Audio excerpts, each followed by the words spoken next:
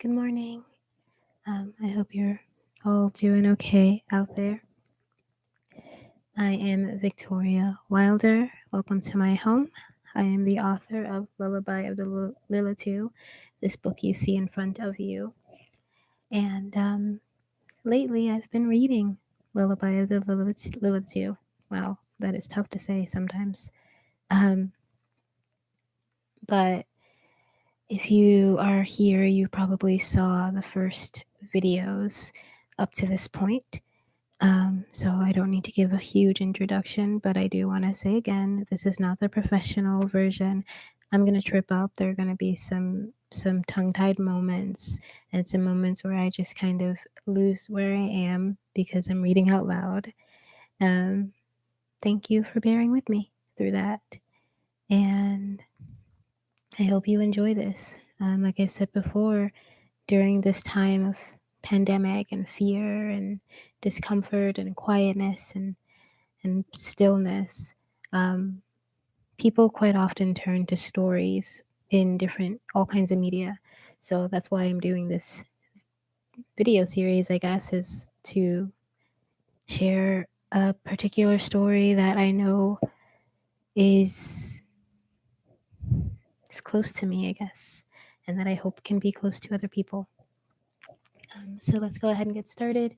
We are on part 1, chapter 14. And just as a recap, the last chapter, Rio was in a club and feeding on a young man and then seeing things as she fed, and then he dropped dead.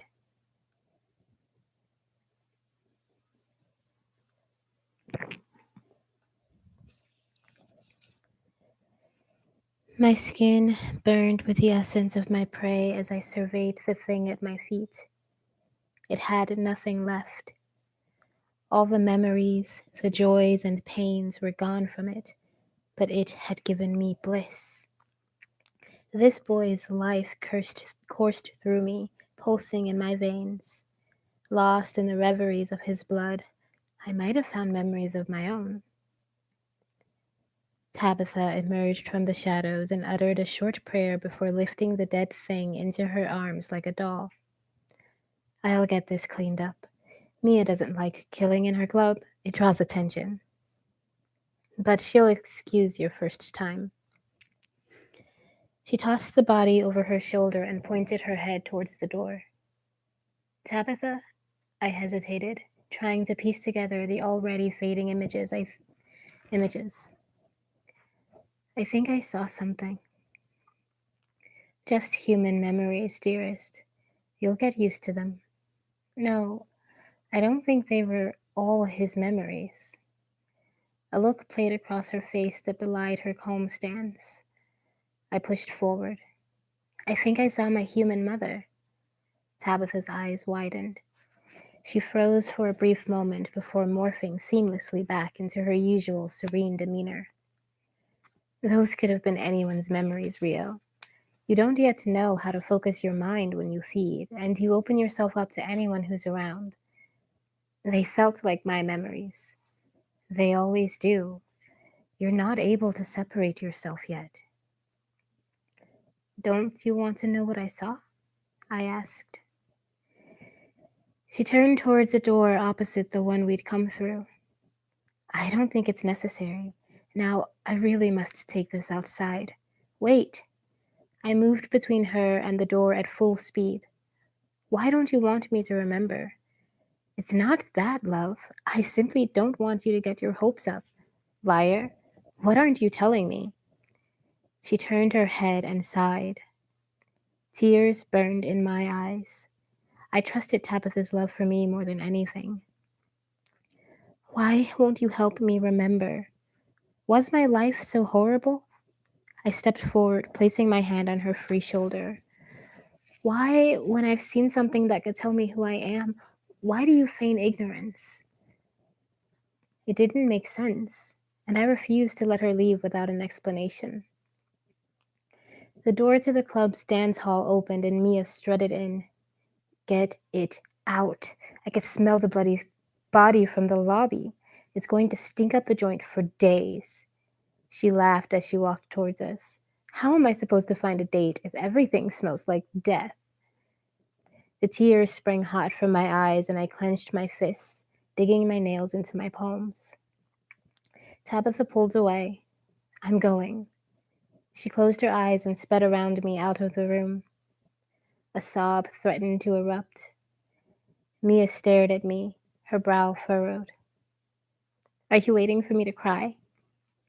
I bit my lip and set my jaw. I'm sorry. I didn't mean to kill him. My voice cracked and I swallowed another sob. Mia shook her head as I sped past her, leaving her and the club behind in a blur. I ran past the crowd still lined up outside and further onto a road. A sign above read Lyle Street. I dashed left, then right, speeding until my breath burned in my chest. Running at super speed was more suited to sprints than marathons. I slowed to a jog, approaching a nearby tree. My body trembled as I rested all my weight on its wide trunk. The images I'd seen at Katya struggled to remain clear, but with each passing minute, they softened and faded into the shadows. Fresh cut grass and summer flowers perfumed the night air. A warm breeze carried a cloud of skunky, pine-scented smoke past my face, and I coughed, more in reaction to the pungent smell than irritation from the smoke. Sorry, miss. Didn't know anyone else was here. A man appeared from the other side of the tree, holding what looked like a hand-rolled cigarette. I can put it out if it's bothering you. A grin spread across his face, showcasing neat rows of perfect white teeth. I shook my head, still replaying the conversation with Tabitha in my mind. He rubbed his free hand on his khaki slacks before holding it out to me. After a moment, I took it and he smiled. William Lair, he offered. Miriam Sylvain. Nice to meet you. I bowed my head towards him, dipping in a small curtsy, introducing myself the way I had practiced at home when imagining my first time meeting someone who wasn't prey or servant. He laughed and ran his hand through cropped honey-brown hair, puffing on the small stub as he leaned a shoulder against the tree.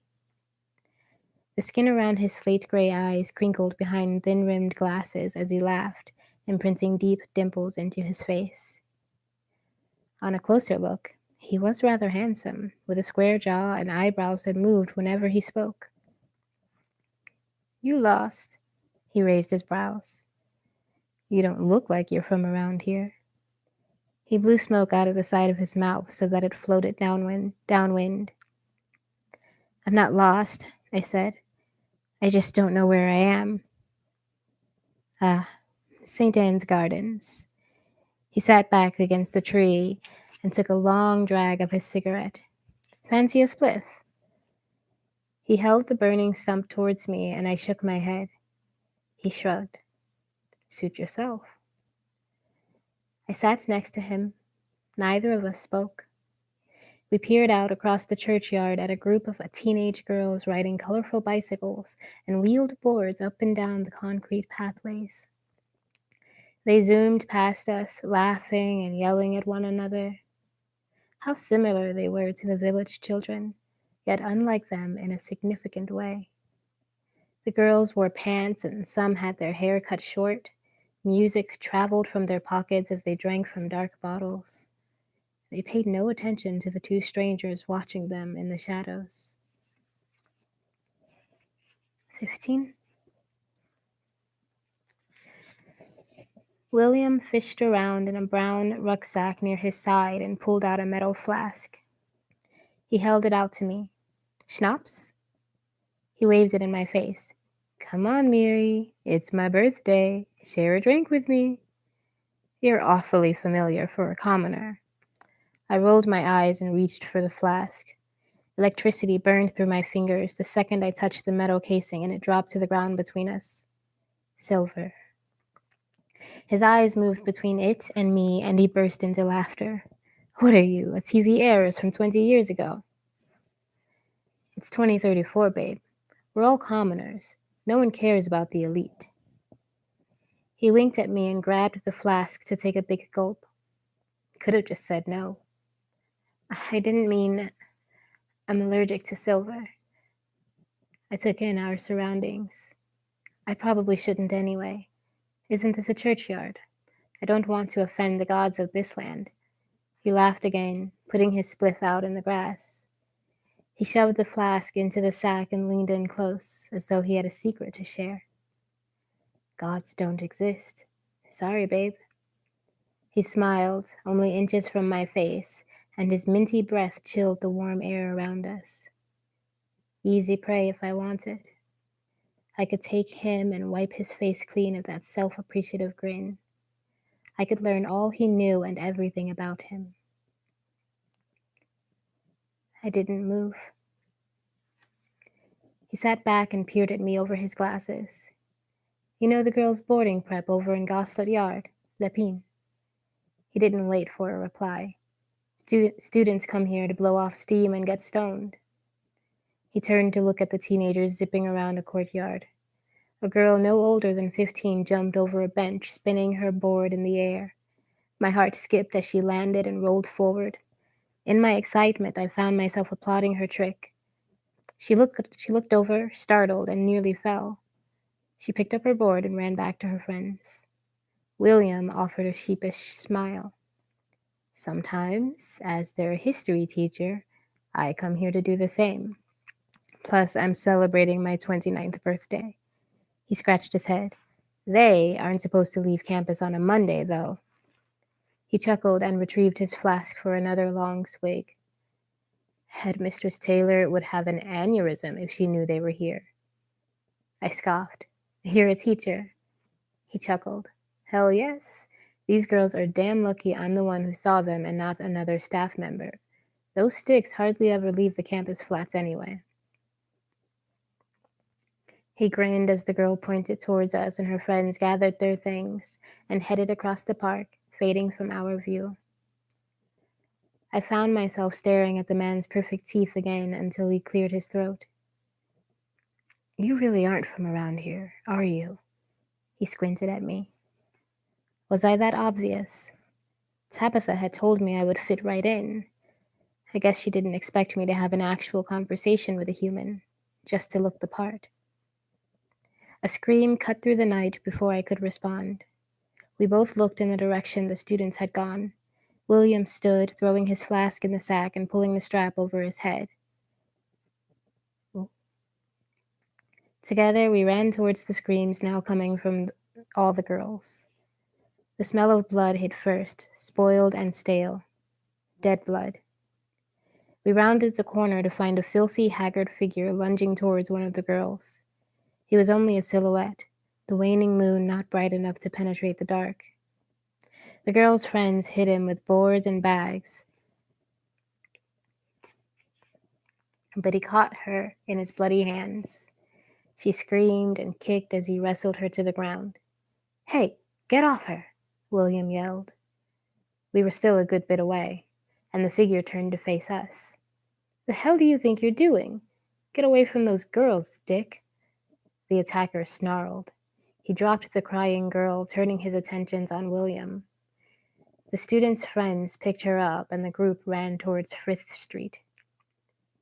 William marched at the snarling man with balled fists, but I grabbed his shoulder and turned him to look at me. His brows twisted in confusion, and I struggled to find words he'd believe. The blood-soaked man shuffled towards us, wheezing, a sound too low for William to hear. It wasn't human. I shrugged. The girls got away. We should get out of here so you can check on your students. I pulled his shoulder, but he slipped from my grasp. That bastard attacked a group of kids. We can't let him roam the streets. He pointed back. Look at him. He's got to be on something. The creature ambled up the road, his arms hanging heavy at his sides. Blood poured from his right side, bringing with it the odors of sweet onion and iron. Sickening, dead blood. The back of my skull tingled, and a low hiss came from behind us. The creature stopped, cocking its head. William marched towards it, yelling expletives and threats. The attacker backed away and turned to run, William chased him a few blocks. Tabitha tickled my mind with a gentle probe, just enough to let me know she hid nearby. She'd frightened the things away. William ran back towards me. Asshole got away. You've got to call the cops. He panted and bent over with his hands resting on his knees. I need to check on the girls. You're right. I hope Lucy's okay. He looked up at me. Sweat dripped past a thick eyebrow onto a glass lens, and he swiped it away before extending his other hand.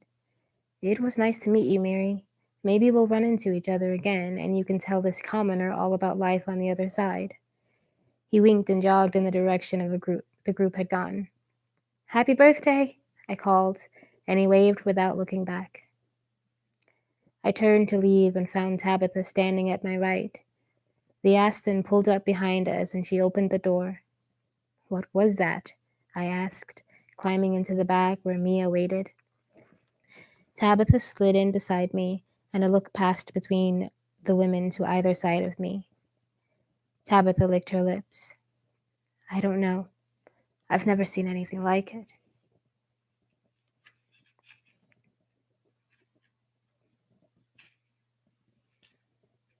16.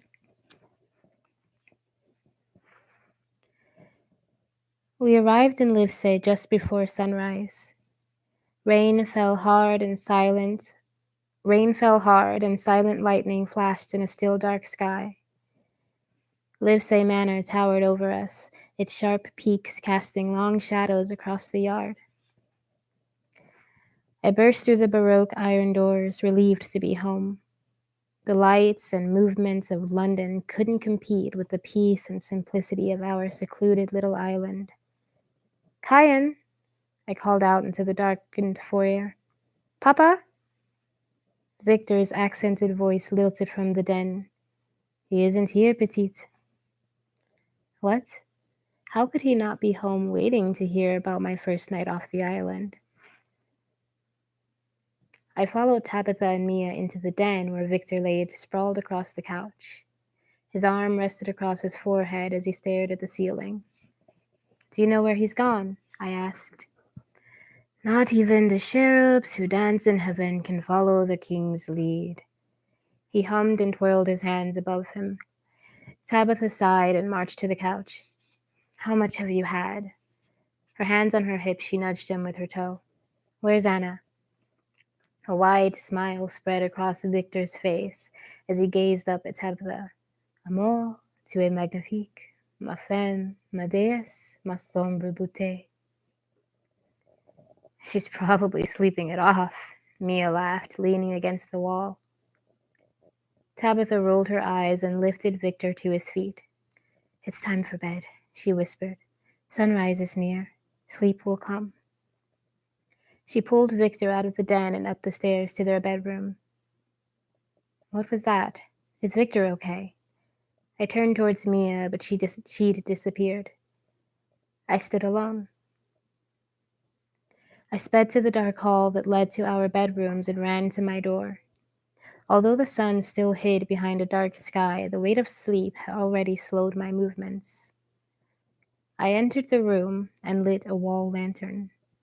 Why wasn't Kyan waiting for me? He should have been here. I furrowed my brow as I changed into the gown laid out on my bed and grabbed a 10th edition copy of Wuthering Heights from the shelf before curling up in his green chair. The spicy musk of Kyan's cologne wafted into the air and enveloped me as I flopped into the lush chair. I opened the book knowing sleep would take me before I finished a chapter. Kyan would wake me when he returned. He would place me in bed and tell me not to worry, and I would have peace. The fire in the lantern flickered, sending shadows across the pages on my lap. The moon shone bright and full through the window, larger than usual, shining a spotlight on the bed. A plush white blanket covered the mattress. The blanket flowed in rolling hills and poured off the sides, spilling across the floor in soft clouds and spreading through the blackened room. When did the lantern blow out? A song trickled into my ear from the corner of the room, floating disembodied through the dark. Condole, condole le sommeil, le monde calme. The corner stretched, black and deep, into a tight and unfamiliar hall. The song echoed down the hall, and I stepped from the chair to follow it. Quand elle se réveille, les rideaux se ferment. White clouds of smoke pooled around my feet and puffed away with each step. I ran down the hall towards the small singing voice. Fear vibrated each word she sang. Every part of me screamed to help her. Le soleil me pour les dieux, comme le frère pour sa sœur. I rounded a sharp corner, and there she was, an Indian woman rocking on the floor as she braided her long dark hair and sang. Who are you? I asked. Are you a servant? She stopped singing and looked up at me. She peered through me for a moment before turning her back to me. I took a step closer and tried again. I'm sorry, I didn't mean to offend. Are you all right, ma'am? I don't recognize this part of the manor, but I'm sure we could find our way back to the main hall. Shh! She undid her thick braid, started over from the top, and resumed singing. A low rumble moved through the air, and the woman's head jerked from side to side as she looked all around. She dropped her hands to the ground and pushed herself up onto her knees. The ground shook as she doubled over, groaning deep. She heaved, her entire body jerking violently as black smoke billowed from her mouth. The rumbling increased and the woman collapsed. I ran to her and placed my hand on her shoulder to turn her onto her back. She looked to be in her mid-30s. Half-braided hair cascaded around her head in an inky halo as she lay unconscious. I glanced around us for something that might help, but saw nothing. We sat alone in the oppressing dark, too dark for my eyes to penetrate. Not even the hall I had come through appeared. Without warning, the woman grabbed my wrists. Her face contorted and bent, twisting into impossible forms as she convulsed and cried out. Just as suddenly, she froze and stared into the darkness above and behind me. Then, she smiled. I turned to follow her gaze, and a flash of white-hot pain blinded me.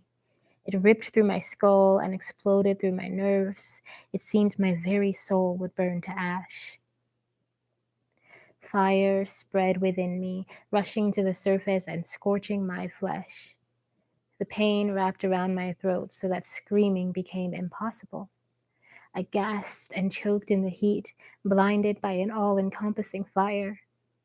At last, darkness closed over me, smothering the flames.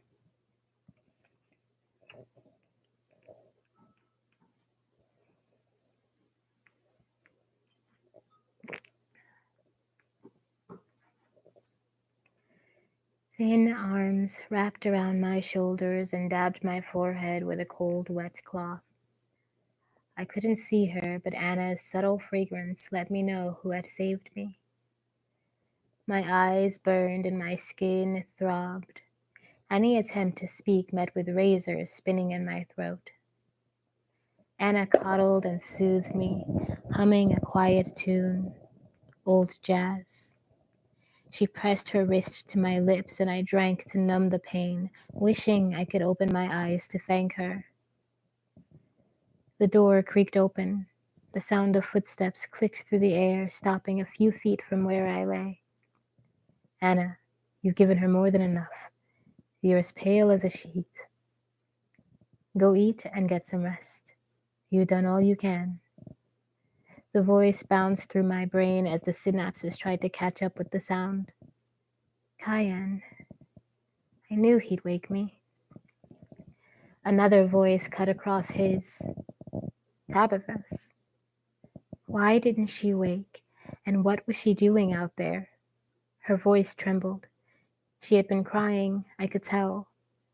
I tried to reach up to tell her that I was awake, that the pain was already fading, but my limbs remained stiff as stone. I can't believe she wandered into the stables and stood in the sun for over an hour. It's your spell, Cayenne. It's affecting her mind. Can't you see how dangerous? Silence! Are you questioning me? Again. She's right, mon frere. How else do you explain our girl not waking when the lights began to burn? Victor's tone was melancholy. Her body will heal, but you may have damaged her mind beyond repair. We are lucky to have found her before she burned to dust. There must be some other explanation. The spell is strongest when I'm near, and I wasn't even in the country. Cayenne sighed. His hand slipped under my head as he pulled my limp body onto his lap and cradled me in his arms. You both know I would never hurt her. Besides, I couldn't reverse it if I wanted to. No. There must be something we're missing.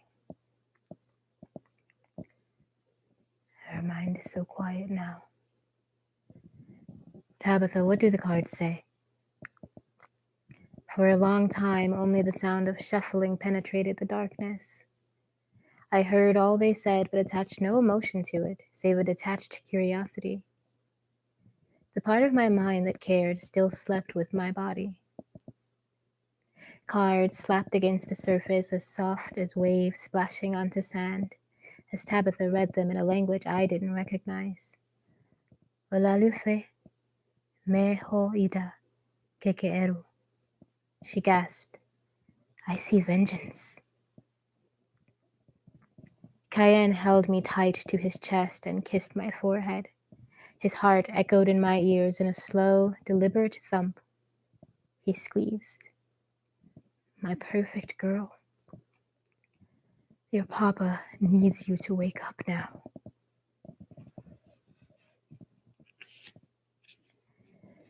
Okay, I think that will do us for this morning, this reading. I will see you guys next time. I'll try to do fewer days in between, like maybe no more than 2 days in between so that we're not too far apart. But thank you so much for being here. I hope you enjoy this video and I hope you've enjoyed this reading so far. And I will talk to you next time. Also, if you are a writer, I will be doing a live write-in with a friend today at noon Eastern time. Her page is called Josie Writes, I believe, or it's Josie Writes Books, something like that, on YouTube. And then I will be doing my own write-in later in the day as well on this channel. And also we'll be doing a write-in with Josie on Saturday as well. So if you are a author, then I will see you there. And until next time, please always remember that I love you. Have a beautiful morning and a beautiful, wonderful night. Bye.